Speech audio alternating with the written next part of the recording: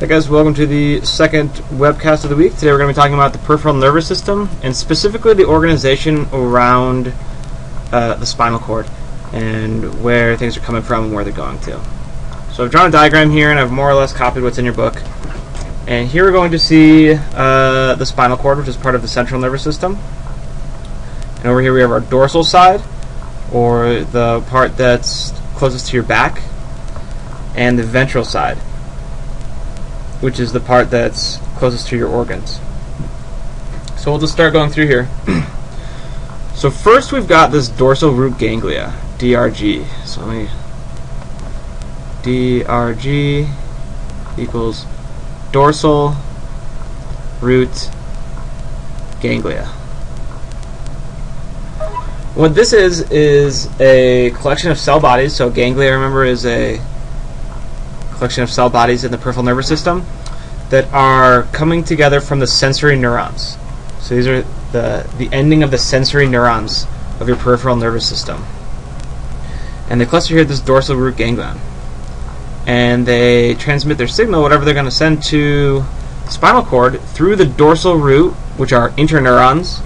So remember, there's three types of neurons. There's effector, affector, and interneurons.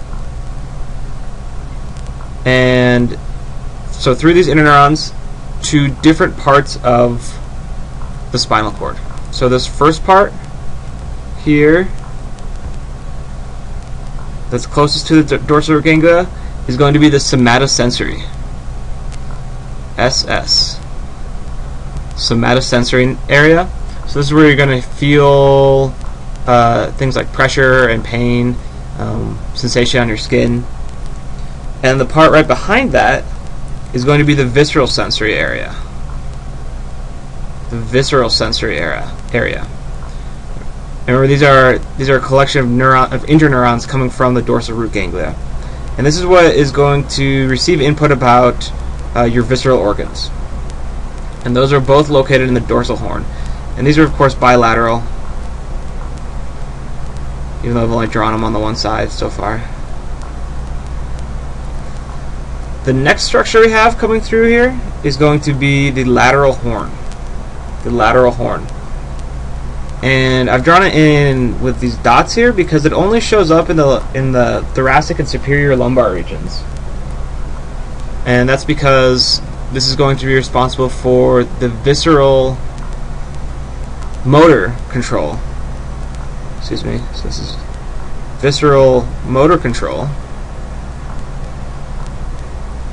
So this is going to be the neurons that are going to control what happens to your organs throughout your body in response to what it receives in the sensory input. And those are going to exit through this ventral root. Ventral root. And as they exit the spinal cord, depending on if... So visceral and autonomic, for the sake of this webcast and this lecture, are going to mean the same. So this is going to be autonomic, so visceral sensory, and then visceral motor is autonomic motor, essentially. So let's see, what color did I use there? I think it was this color. So visceral motor neurons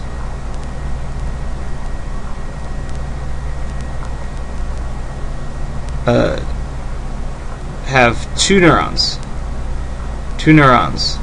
after they leave the spinal cord. So there's going to be preganglionic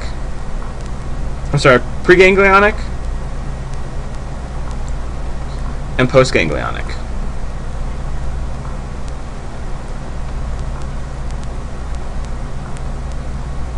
And for the sympathetic nervous system, which is again part of your autonomic nervous system, so let's see if we can make divisions here and not get it too crowded. So for the sympathetic nervous system, so fight or flight, it's going to have a short preganglionic and a long postganglionic. So the postganglionic neuron is the neuron that's going to head towards the effector organ. And for the parasympathetic nervous system, It's going to have a long pre-ganglionic neuron,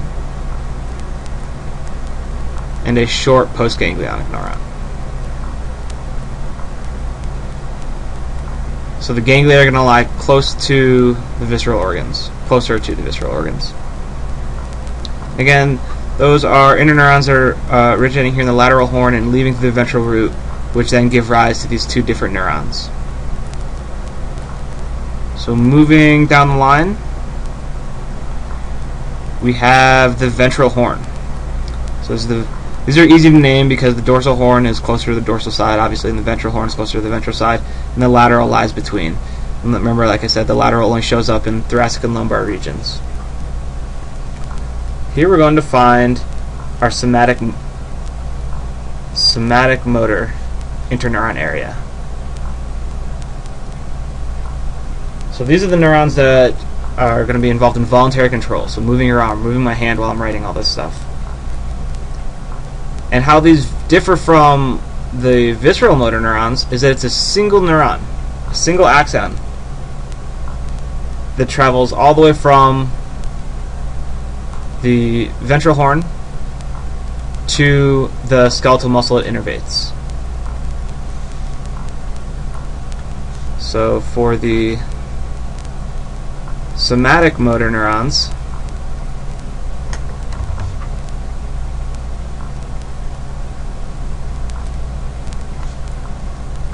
one single neuron all the way from, as it leaves your spinal cord through the ventral root and innervates the skeletal muscle. So this can be very long, especially if you think about skeletal muscle that's found in your foot. It's going to come all the way from your spinal cord. So these are very long neurons.